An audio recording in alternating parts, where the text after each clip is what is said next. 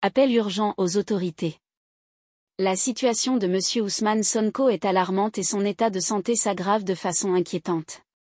Il est entré dans un profond coma ce lundi 23 octobre 2023, ce qui a surpris même le service hospitalier et conforte les inquiétudes que j'avais avancées après l'avoir visité la veille.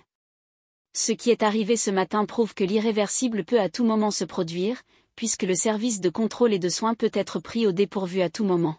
Les autorités peuvent mettre fin à sa détention et elles connaissent les mécanismes juridiques pour y parvenir.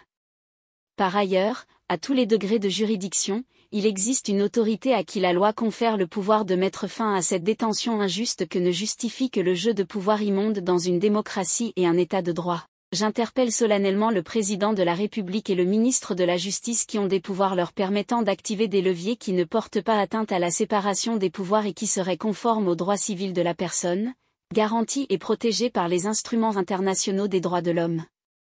Je lance aussi un appel pressant aux autorités religieuses qui ne doivent pas rester indifférentes face à cette situation, afin qu'elles usent de leur pouvoir et influence pour la libération immédiate et sans délai de M. Ousmane Sonko qui, comme tout citoyen, doit jouir des droits élémentaires prévus par les lois nationales et les instruments juridiques internationaux ratifiés par le Sénégal et qui font que la détention avant jugement doit être une exception et la liberté la règle.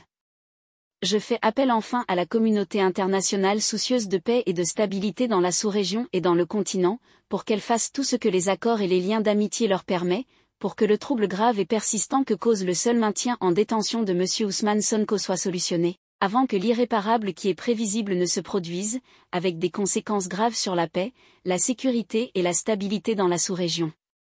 Maître Ciré Clédor Ly, membre du collectif de défense de M. Ousmane Sonko.